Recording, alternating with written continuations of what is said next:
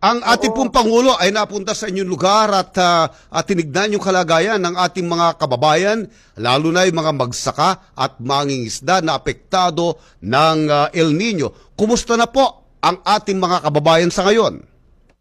Oo, actually, tremendously grateful kami sa bigay ni President BBM, ating mahal na Pangulo, na 20 million plus 15 million worth of AIX para sa 10,000 each for farmer or fisher folks na na-affected kasi grabe talaga ang effect ng El Nino sa amin this year. It was really worse than last year. So, ang daming naapektuhan na farmers, about 39,140 farmers, lalo na sa palay, corn, vegetable, rubber farmers, seaweed farmers, calamansi, at saka fisher folks natin. So, na lista namin ang total na 39,000. So, yung tulong ni Presidente, tamang-tama yon to really help them during this time before na naman tayo mag-La Nina ngayong Hunyo. So, it's really, we're really grateful.